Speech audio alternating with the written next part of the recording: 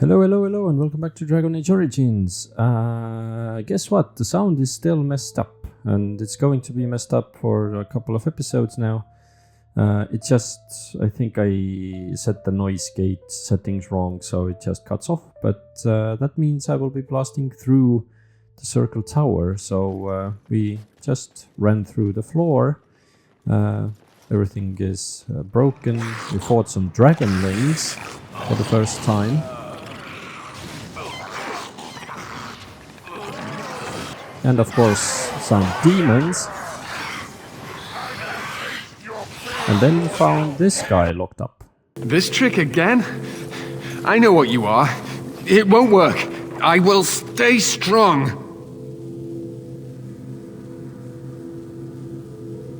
The boy is exhausted.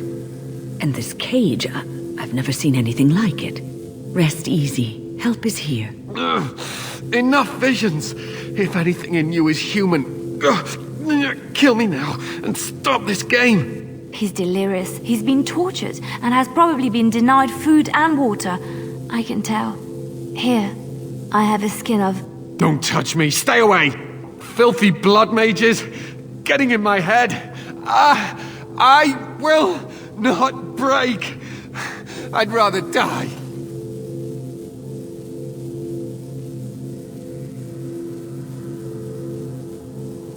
Silence! I'll not listen to anything you say. Now be gone! Still here. But that's always worked before. I close my eyes, but you are still here when I open them. Don't blame me for being cautious. The voices, the images, so real. Did Gregor send you? How? How did you get here? Good. Kill Uldred. Kill them all for what they've done. They caged us like animals, looked for ways to break us. I'm the only one left. Be proud. You mastered yourself. Be proud? What is there to be proud of? That I lived and they died? They turned some into monsters and... there was nothing I could do. Others? What are you talking about? Irving and the other mages who fought Uldred. Where are they? They are in the harrowing chamber. The sounds coming up from there. Oh, Maker. We must hurry. They are in grave danger, I am sure of it. You can't save them! You don't know what they've become. They've been surrounded by blood mages whose wicked fingers snake into your mind and corrupt your thoughts. He suffered pain and anguish like few have had to endure. That and his lust for revenge have confused the issue. Do not presume to judge me, mage. I am thinking clearly, for perhaps the first time in my life. Are you really saving anyone by taking this risk? To ensure this horror is ended, to guarantee that no abominations or blood mages live, you must kill everyone up there. That is your choice to make, but I beg you to consider what I have to say. You cannot tell Maleficarum by sight. Just one could influence the mind of a king, of a grand cleric. Make her turn his gaze on you. I hope your compassion hasn't doomed us all.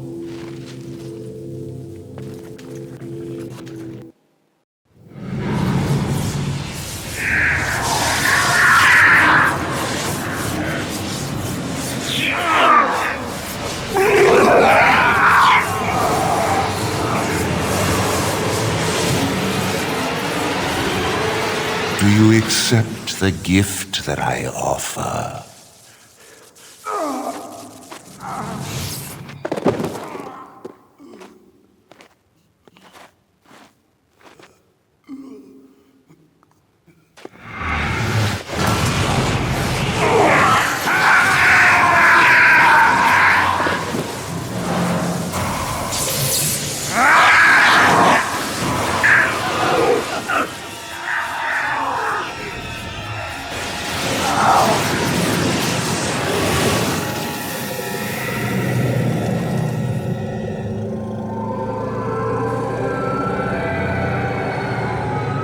Ah, look what we have here. An intruder. I bid you welcome. Care to join in our revels? I take it you're Uldred. Oh, very observant. I'm quite impressed you're still alive. Unfortunately, that must mean you killed my servants.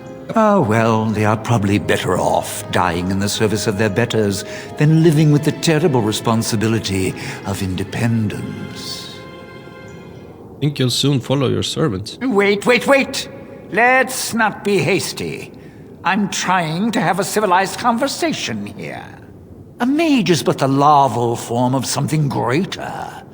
Your chantry vilifies us, calls us abominations, when we have truly reached our full potential.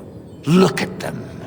The chantry has them convinced. They deny themselves the pleasure of becoming something glorious. You're mad. There's nothing glorious about what you've become, Uldred. Uldred? He is gone. I am Uldred, and yet not Uldred. I am more than he was. I could give you this gift to win. You and all the mages. It would be so much easier if you just accepted it. But some people can be so stubborn. And what good did that do? I still won. I even have the first enchanter on my side, don't I, Irving? What have you done to him? Stop him. He is building an army. He will destroy the Templars, and... You're a sly little fox, Irving, telling on me like that. And here I thought he was starting to turn. Never! That's enough out of you, Irving. He'll serve me eventually. As will you.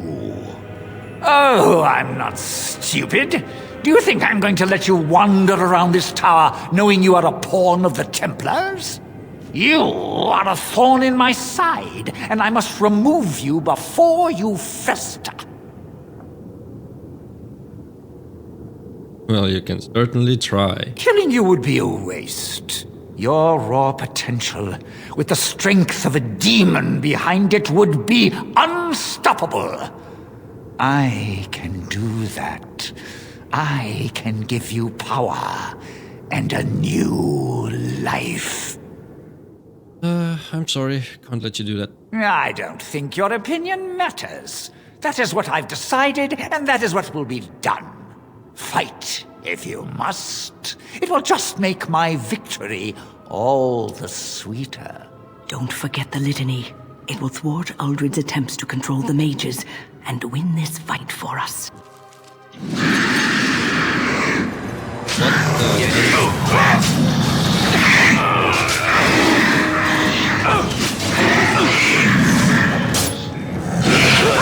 Whatever life is fast.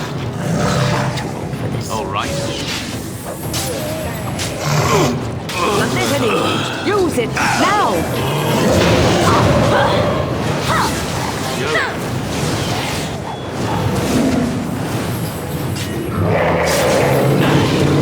Uldred's trying something! Stop! Disarm yourself! Yes.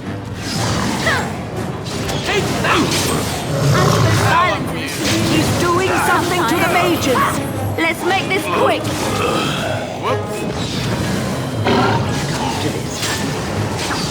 Is that what you've got? Oh, well done.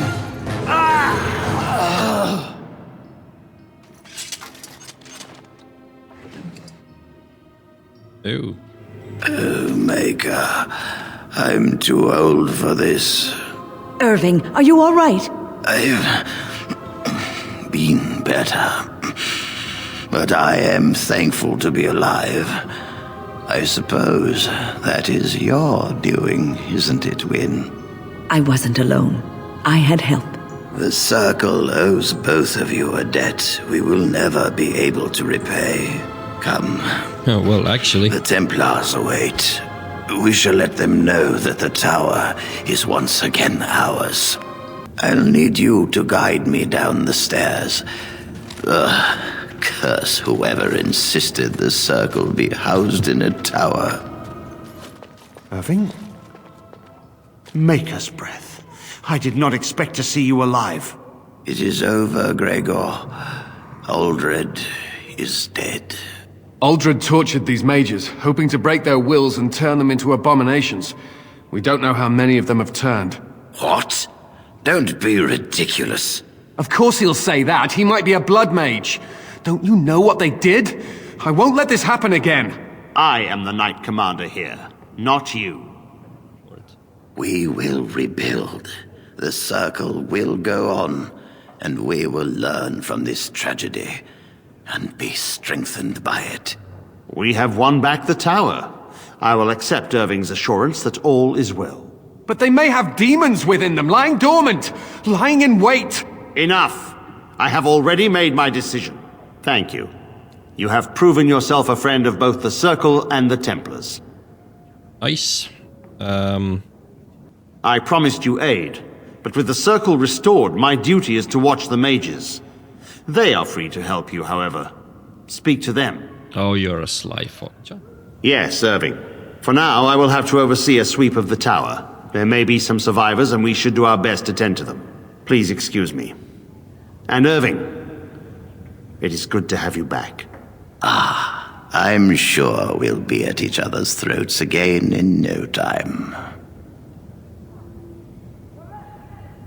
Here we are, the tower in disarray, the circle nearly annihilated. Oh, it could have been much, much worse. I am glad you arrived when you did. It's almost as though the Maker himself sent you. The least we can do is help you against the darkspawn.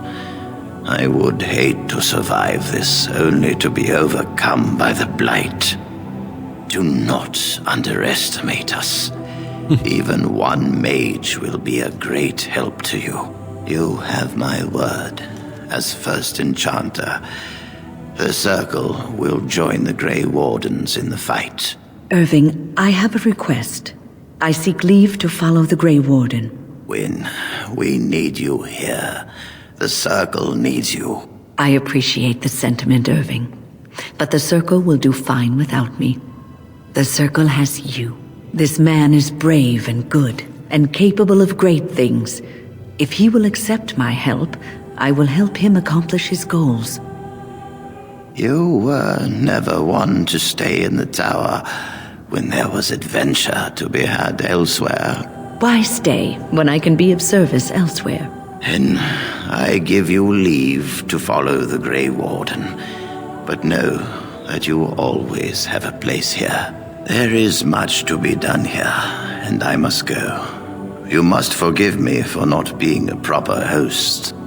When the time comes, we will stand beside you. Nice.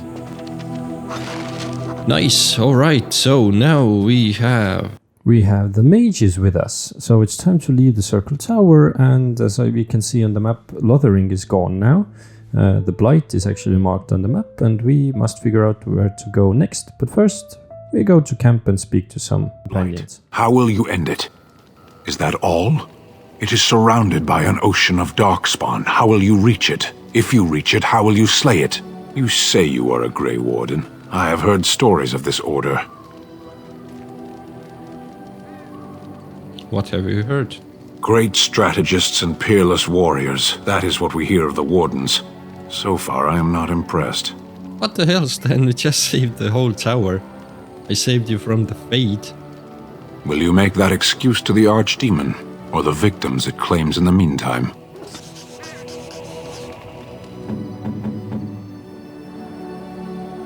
What?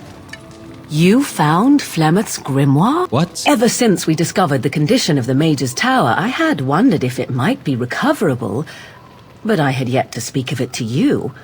How fortunate that you found it on your own.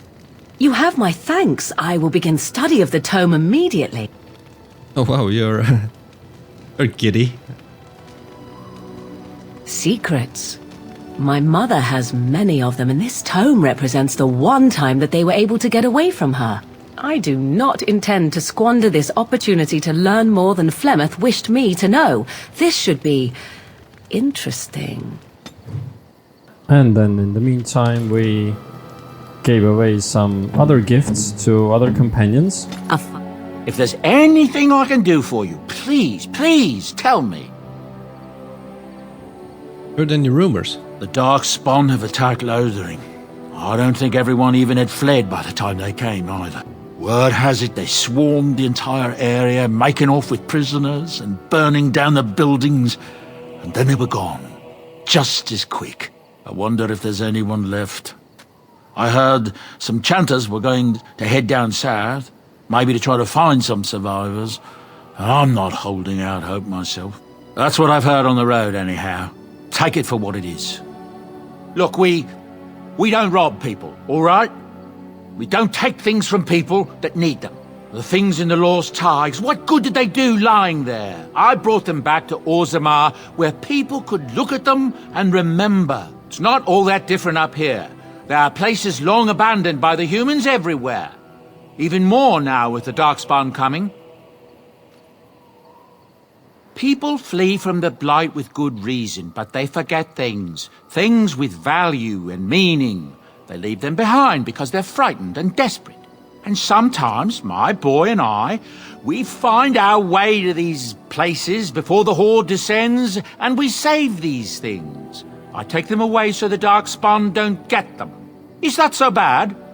They destroy everything they touch. That's what I tell myself, too. These are dark times indeed. Dark times, my friend. Yes. I'm married to a fine woman back in Denerim, it's true. She'd give me a son if she could, but that's not likely to ever be. Sandal here. I found him in the deep roads years ago. Abandoned, I think, and he was never quite right in the head. I took him in, and I brought him with me when I came here to the surface. He may not be my blood, true, but I think of him as one. We left Orzammar. That's right, boy. Maybe one day we'll see it again. It's not as if I don't benefit, mind you. Turns out the boy's a natural working with enchantments. He might have even been lyrium-addled. I never thought of that before, to be honest. Happens sometimes. He can work an enchantment into just about anything, however, given some time. Could probably open his own shop, if he knew how. Enchantment. Well, he does seem to enjoy it, at least. Your dog is filthy. I can smell him 50 yards off.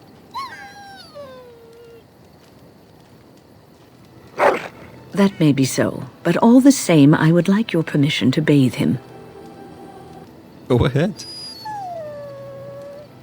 Excellent. I will get my soaps, and the dog shall have his bath after supper.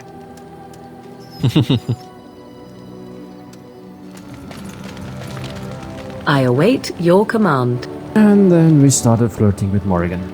At times, perhaps. A world full of people and buildings and things was all very foreign to me. If I wished companionship, I ran with the wolves and flew with the birds. If I spoke, 'twas to the trees. Don't be foolish. I recall the first time I crept beyond the edge of the wilds. I did so in animal form, remaining in the shadows and watching these strange townsfolk from afar. I happened upon a noblewoman by her carriage, adorned in sparkling garments, the likes of which I had never before seen. I was dazzled. This, to me, seemed what true wealth and beauty must be. I snuck up behind her and stole a hand mirror from the carriage. 'Twas encrusted in gold and crystalline gemstones, and I hugged it to my chest with delight as I sped back to the wilds.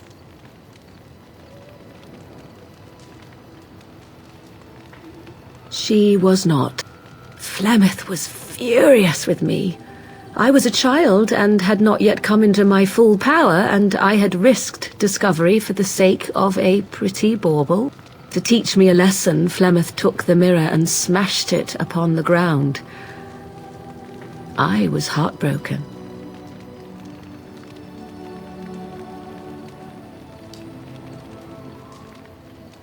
And a foolish one.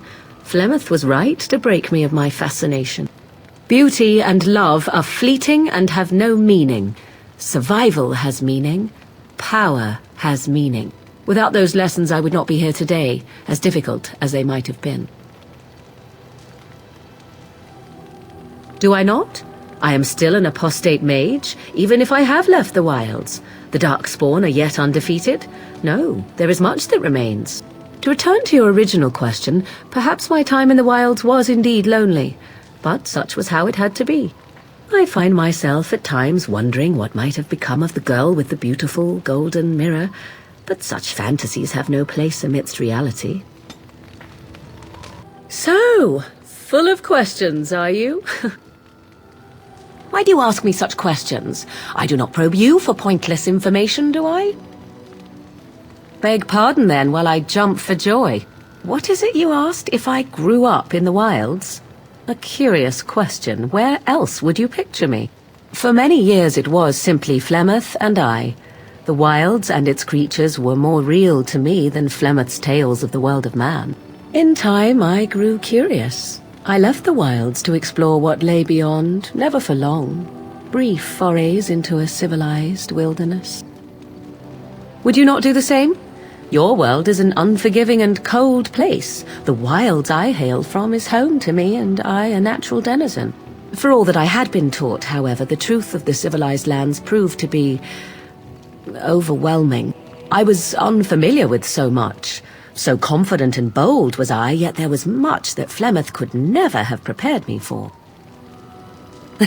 Equal parts daring and foolhardy, perhaps.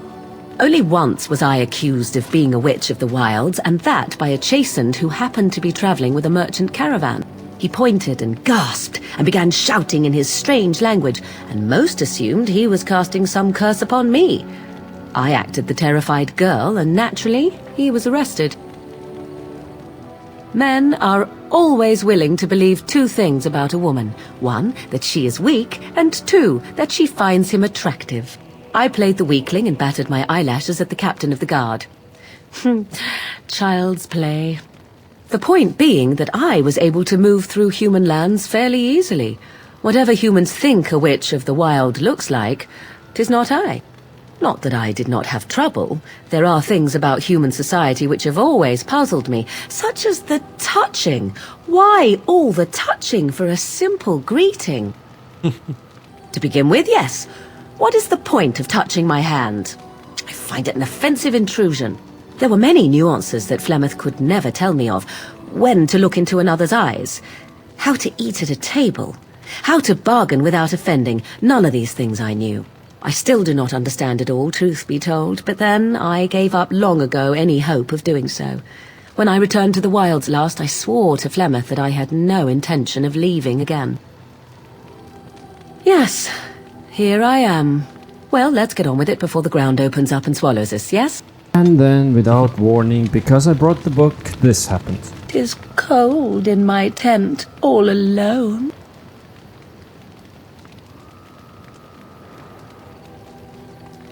Why, it just so happens that I find you quite warm.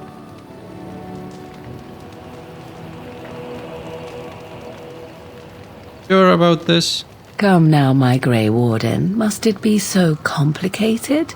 Is there any reason not to? Good. Then let us waste no more time with foolish talk.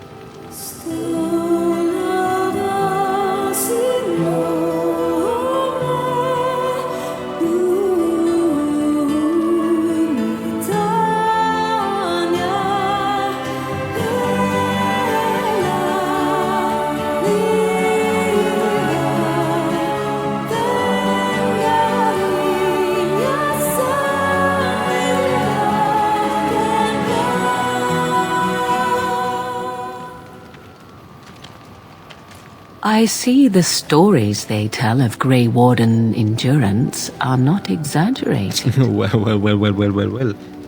Oh, there are stories. Indeed there are. The unanswered question, of course, is whether the endurance exists because of the taint within you, or because the Grey Wardens are by nature so very healthy. I enjoy the thought that 'tis a little of both. Natural prowess driven by a darker side. That is entirely up to you. Simply know that I have no designs on your independence. I wish only to do what I desire, and if that coincides with what you desire, then so be it. And should you decide not to continue our misadventure, then so be it. Very simple, is it not? Oh, now you ruin the mood by speaking profanities. Silly man. Come then, let us be off before the others begin to stare. I have something for you. 'Tis a ring. Now before you get any foolish notions, let me explain. Flemeth once gave me the ring because it allowed her to find me no matter where I went, in case I was ever captured by hunters. I disabled its power as soon as we left the wilds. Recently, however, I thought to change it. Now, I will be able to find whoever wears it instead. It is not to track you, you understand. I believe you are too important to risk. If you were to get captured, however, it would be far easier to find you with this. Now you are mocking me. Do you wish the ring or not? I am tempted to simply keep it. You are welcome. Perhaps it will be useful someday. Well, that depends, does it not? What does she seem to be? Oh, she certainly was human. Once. Tell me, how much do you know of the tale? The one that the chastened still tell of my mother, to frighten them into obedience. Ah, I see. That does explain much. I can relay what Flemeth once told me herself, and you can decide whether or not 'tis the truth, if you desire. As the tale is sung by the bards, there was a time when Flemeth was young and beautiful, a fair lass in a land of barbarian men, the desire of any who saw her. Many centuries before this land was even named Ferelden. The tales say that Flemeth fell in love with Osen the bard, and fled the castle of her husband, the dread Lord Conabar, and that he swore vengeance for her infidelity. In truth, my mother claims that 'twas Osen who was her husband, and Conabar the jealous lord who looked on from afar. Lord Conabar approached young Osen and offered him wealth and power in exchange for his lovely wife, and Osen agreed. Oh, what? Sold his wife to another man? The life of a bard is a poor one, and love fades in the wake of hunger. 'Twas Flemeth who suggested the arrangement. All would have been well had Lord Conabar kept his end of the bargain. But he was a foul man who bargained with coin he did not possess. Osen was led off to a field and slain, left for dead. Flemeth spoke to the spirits and learned of the deed, and swore revenge. Spirits first, and 'twas they who slew Conabar. Flemeth did not turn to the demon until much later. Lord Conabar's allies chased Flemeth, you see, chased her to the wilds, and there she hid. There she found the demon, and he made her strong. The legends all speak of the great hero Cormac, he who defeated Flemeth and her great army when she invaded the lowlands centuries later. All lies. The truth of the matter is that there was never an invasion. As Flemeth tells it, the Chastened never raised an army under her banner, and she never fought with any warrior named Cormac. Cormac led a brutal civil war against his own people, and later claimed it was to vanquish evil that had taken root amongst the lords. Thus, he was hailed a hero. Flemeth was only attached to the legend much later. Perhaps 'twas due to the great war with the Chastened that eventually came, but Mother claims not to know how it began. I do not believe everything that Flemeth claims. Oft it seems her bitterness has coloured her memories. But on the whole, yes, I believe this tale, if not all. The demon within her has transformed her into something else. An abomination, perhaps some would say. I know not.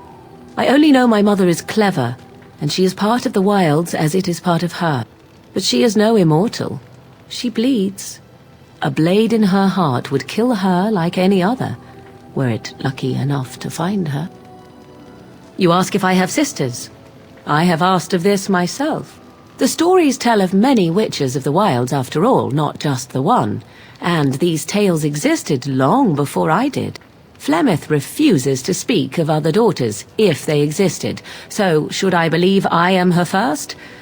I doubt that too. The Chastened tell of a falling out between Flemeth and her daughters. They say that one day she hunted them all through the wilds and ate their hearts. What? It may be true. I have never seen another witch or heard of one. Perhaps one day Flemeth will eat my heart as well. How often is this usually? Always? If not always, then when is it not true? There are more things in this world and the next than you or I could ever hope to understand. What Flemeth became is a mystery. I suspect, even to her. Flemeth tells it with far more embellishment than I, but you are welcome. Dare I ask of your own mother? Few are abominations of legend, 'tis true, but I find myself curious nevertheless. Ah, then you have my sympathies for what it is worth. Which is very little, I am certain. It matters not. Let us move on. You are very cute to ask so many questions. Really? Perhaps we should be wrapped in ribbons and adorned with flowers. So cute are we, too. My mother has been hunted from time to time, yes, by Templar fools like Alistair, which should tell you how successful they generally were. Flemeth made a bit of a game of it, in fact. The Templars would come again, and she would look at me and smile and say that the fun was to begin once more. I am unsure. I was too young to understand, and perhaps 'twas bravado on Flemeth's part, or perhaps she was merely amused. I will never know. Flemeth would warn them, once. 'Twas a warning they inevitably failed to heed. And then the true game began. Often Flemeth would use me as bait. A little girl to scream and run and lure the Templars deeper into the wilds and to their doom. Me? No, I never did any of the killing, until later. And even then Flemeth was a glutton for that sort of thing. Thankfully, the wilds is a vast place. Once they found us, Flemeth would simply move us elsewhere and we would be lost within the forest once again. I did not understand the danger we faced until I was much older. I had never heard of apostates or maleficarum. Would they have regretted hurting me? I was a young child. Yet do you think they would not have gleefully held my head aloft as a trophy? There are no trials for apostates, no prisons, no mercy. There are only absolutes, so only survival matters. If the wilds have taught me anything, 'tis this. First, you must survive. Do you disagree? An enlightened view, or at least an agreeable one. Enough of this talk, let us return to the task at hand. I was not born such. 'Tis a skill of Flemeth's, taught over many years in the wilds. The Chastened have tales of we witches, saying that we assume the forms of creatures to watch them from hiding. When a child is alone and separate from his tribe, that is when we strike, dragging the young boy kicking and screaming to our lair to be devoured. A most amusing legend. Changing her form, certainly. Devouring lost children, I cannot say. She has not done it in my experience, though in truth my lifespan is but a fraction of her own. Why do you ask? Is there something specific you wish to know? The form of an animal is different from my own. One may study the creature, learn to move as it does, think as it does. In time, this allows one to become as it is. I gain nothing by studying another human. I already am the same as they are. I learn nothing. So the answer is no, my human form is the only one I possess. There were nights when the wilds called to me, 'tis true. You look upon the world around you and you think you know it well. I have smelled it as a wolf, listened as a cat, prowled shadows that you never dreamed existed. But my life is as a human. I am under no illusions to the contrary. Anyone with sufficient will, but the act of transformation is a magical one. 'Tis a spell and thus requires a mage's talents. If you had a notion to learn such a skill for yourself, sadly, you must remain disappointed. Oh. I have never heard of magic like that before. No? 'Tis not unheard of in the remote corners of the world. There are traditions of magic outside of the Circle of Magi, despite what those mages would have you believe. Some of these traditions are old, indeed, passed down as carefully guarded lore from one generation to the next. The zealots of the chantry would uproot all such practitioners if they could, but as luck have it, some still exist. My mother is such a one. I am surprised you think so. Still, 'tis a pleasant thing to hear. Indeed. Have you an opinion on my abilities, then? Am I an unnatural abomination to be put to the torch? Oh, you're simply full of surprises, little man, aren't you? But enough of such talk, let us proceed lest the dust gather on us. What's this? 'Tis a rather odd discussion you seem to desire, leaning in so closely. Not unless you stop.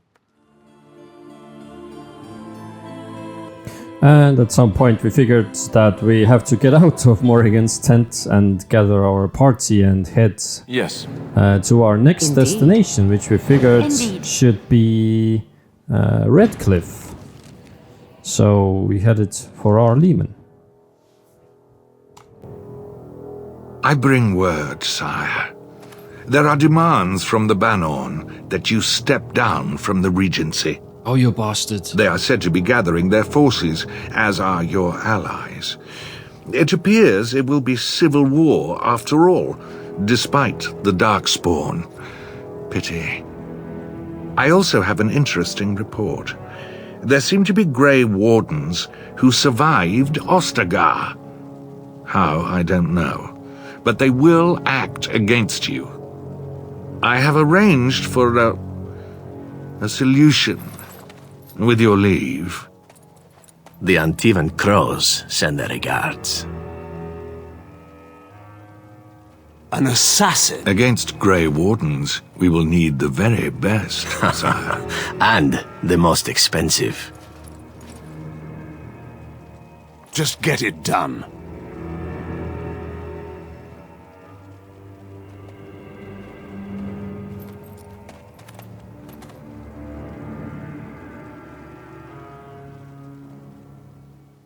Oh, the bastard.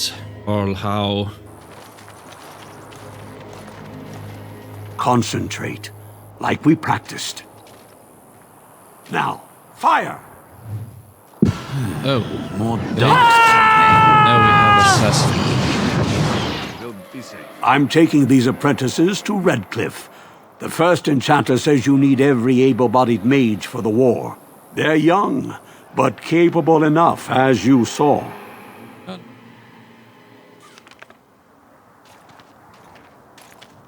Look, can we talk for a moment? I need to tell you something. I should probably have told you earlier. I told you before how Al Eamon raised me, right? That my mother was a serving girl at the castle and he took me in?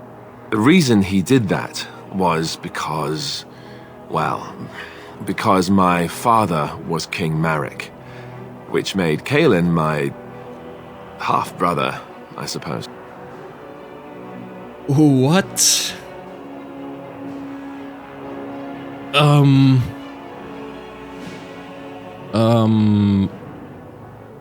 Doesn't that make... yeah, doesn't that make you heir to the throne? Maker's breath, I hope not. I don't think so. You don't think so, do you? I'm a bastard. And nobody even knows about me. I would have told you, but it never really meant anything to me. I was inconvenient, a possible threat to Kaelin's rule, and so they kept me secret. I'd never talked about it to anyone. Everyone who knew either resented me for it or they coddled me. Even Duncan kept me out of the fighting because of it. I didn't want you to know as long as possible. I'm sorry. Ooh, does Loghain know? Why wouldn't he? He was King Marik's best friend. I don't know if that means anything, though. I certainly never considered the idea that it might ever be important. At any rate, that's it. That's what I had to tell you. I thought you should know about it. Let's hope not. I'm the son of a commoner and a Grey Warden to boot. It was made very clear to me early on that there was no room for me raising any rebellions or such nonsense. And that's fine by me. Now, if there's an heir to be found, it's Al Eamon himself. He's not of royal blood, but he is Kaelin's uncle, and more importantly, very popular with the people. Though, if he's really as sick as we've heard... Oh no, I don't want to think about that.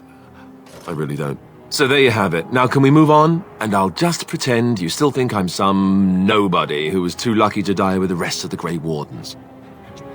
Oh, lovely. I'm going to regret this. Somehow I just know it. Alright, what a bombshell by Alistair. So apparently we have a new mission to make Alistair the king now. But all jokes aside, we made it to Redcliffe, but I think we will explore Redcliffe and see what's ailing Al Eamon in the next one. I do have to warn you though that the next 4 episodes will be slightly shorter, and yeah, because of the microphone. There is sound coming through, but I think I set up the noise gate incorrectly, and that means that it cuts off randomly. So I will try to keep all the narrative heavy stuff in and see that you guys won't miss anything important. But other than that, yeah, they will be shorter. So I'm sorry for the inconvenience. But for this one, I thank you for watching, and I'll catch you in the next one. See you soon.